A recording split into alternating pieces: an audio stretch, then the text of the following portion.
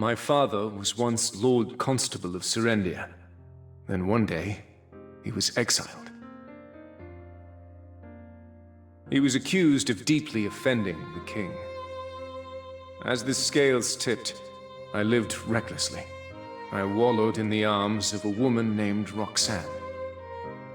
Alfonso, ever earnest, had eyes only for Princess Durette.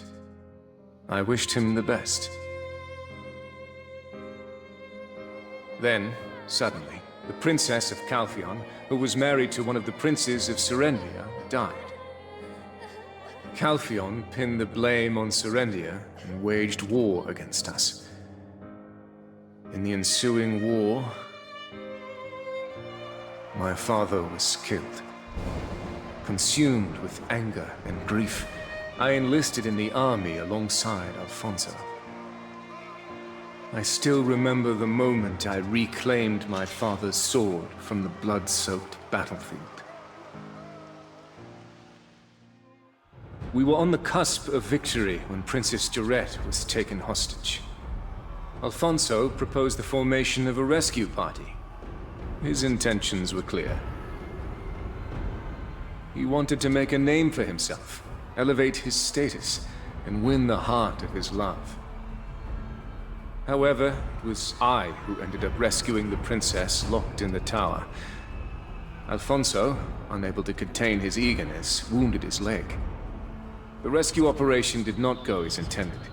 General Cliff used me as a decoy to escape with the princess. As a strategist, it was the obvious choice. I was left to survive by the skin of my teeth and return to hiding. Upon my return, I learned Serendia had been defeated. The king had surrendered and was now a duke. The Calphion army then swept across Serendia, reducing Monvedel to ruins as a stark example. Then I began courting Durette. Alfonso, in shock from all that transpired, went into seclusion.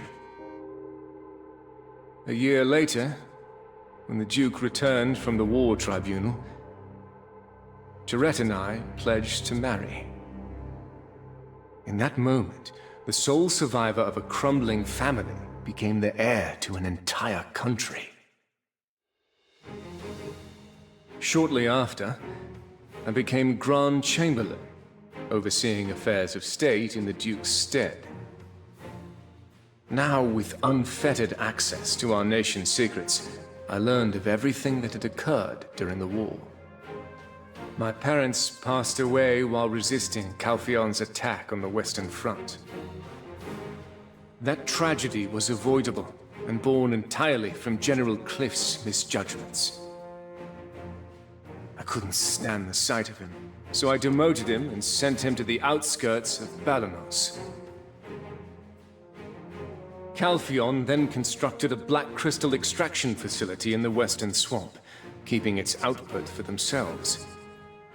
It was only then that I came to understand the princess's death had been but an excuse to wage war, to obfuscate their true intentions.